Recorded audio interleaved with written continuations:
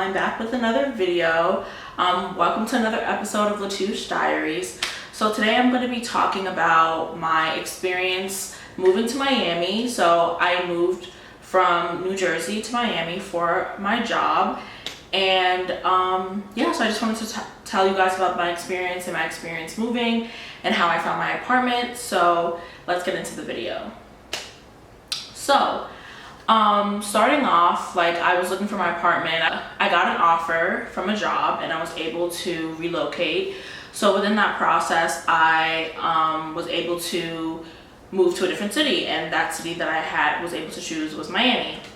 So unfortunately, during this entire process, the entire like coronavirus, I don't know if I can say the name, so I might have to like bleep it out, but the whole Rona messed up my whole like kind of like moving process, because it became a lot more difficult because people who wanted to move into apartments no longer could and go view the apartments themselves. So luckily I had a family friend, shout out to Georgie if you're watching this video, hi, thank you so much. He made this process extremely seamless. So if you're in the Miami area, I will definitely, like, if you reach out to me, I can definitely give you his information. The South Florida area, he's an amazing realtor, and he really helped me narrow down the properties of which I was interested in. So the first thing I did was created a list, and I can pop it up here on the screen, and essentially I just talked about all the things that I was interested in, all the apartments, the amenities, and then obviously price is something that I really looked into, and then like aesthetics. So I really knew that I wanted a lot of light. I knew that I wanted open windows, preferably floor to ceiling windows, an island, just really airy, and that's something that like I was really looking for. So keeping this in mind, I'm like on the internet, Googling, searching, because I had a start date and I had to obviously be in the city ready to start my new job by that time. So it was really difficult for me because I was on a time constraint, plus I couldn't actually physically go into the apartments myself. So I had made a list, maybe about 20 apartments, and then I had narrowed it down because he volunteered to go and look at the apartments for me. So I was like, oh my gosh, thank you. He's literally an angel, because I don't know what I would have done, because I've already had a bad experience choosing an apartment and not being able to see it, and I definitely didn't want that to happen again. So I had made my list. I had narrowed it down to about 4 apartments. Before coming to like living in Miami, I had only visited, and I had an internship here, so I was only here for a short amount of time. And then other than visiting, I was like, you know, downtown area, so that's where I knew that I wanted to live. I was like, I want to live in Brickell downtown with a nice apartment, beautiful city view, floor to ceiling windows. Like, I had it all planned out in my head of what I wanted, until I started looking up those prices, and I got humbled really quickly because they were ridiculous, and I wasn't paying that much money with nothing included. And then on top of that, they would have all these extra fees, like a garbage fee, an amenity fee. So it was just like rent plus utilities plus all these extra added fees. It's just like I couldn't. So I had the idea in my head, oh, I really want to live in Brickell, like Brickell dreams, I'm living there. Yeah, no, so that's not what happened. But the first 2 apartments that I had viewed was in Brickell. So one of them, which is apartment number 1, I had really liked, and when he went in, like, I was like, oh my gosh, I really like it. However, it was just really small. It was about 500 square feet. The rent was almost about $2,000 per month with nothing included. So that kind of killed that for me, because it was basically living in a studio. Essentially, it was just really expensive, and it was too small, and I could have gotten more for my money. So I decided to keep searching. So then we went on to apartment number 2, and then apartment number 2 I really liked as well.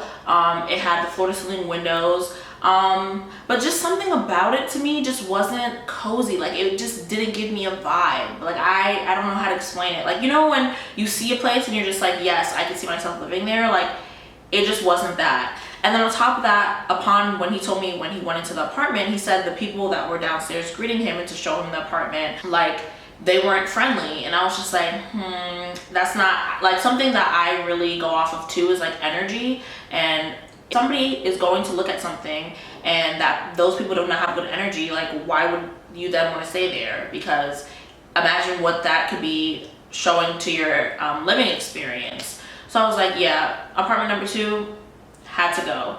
Apartment number 3, he didn't actually show me that apartment. I was in contact with somebody else because I needed to get the inside scoop. He would have obviously finished the deal for me, but I needed to see pictures of this apartment. And I saw the pictures, and was outside of Brickell, so I was just like, okay, let me, have an open mind and maybe look outside of the downtown area, even though it wouldn't be that far from my job.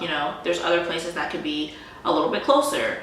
So I started looking, and I came across another apartment that I had really liked. Also, so this is now apartment number 3.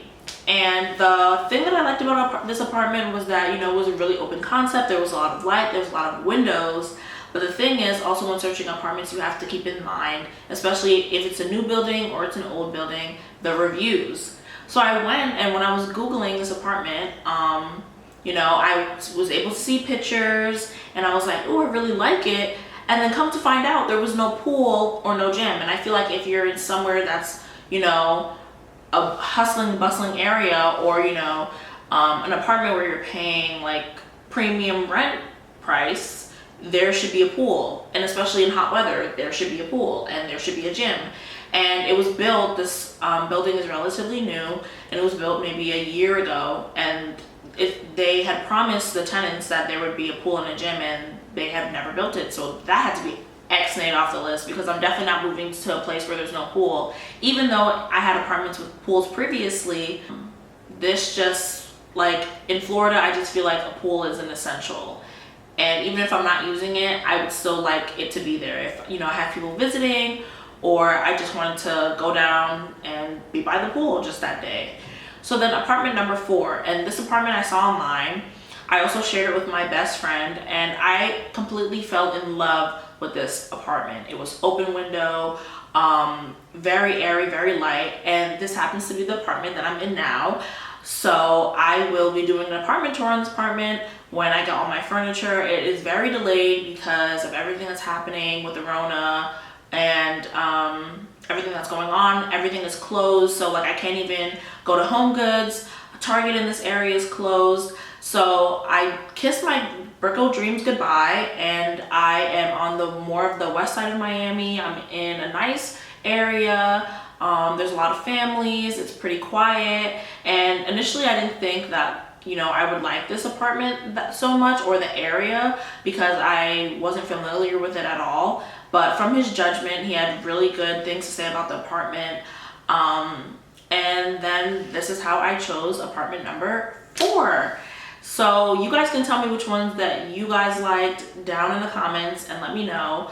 If you guys have any questions, you can also write it down in the comments, and I can answer to the best of my ability. But thank you for watching, and I will see you guys in the next one.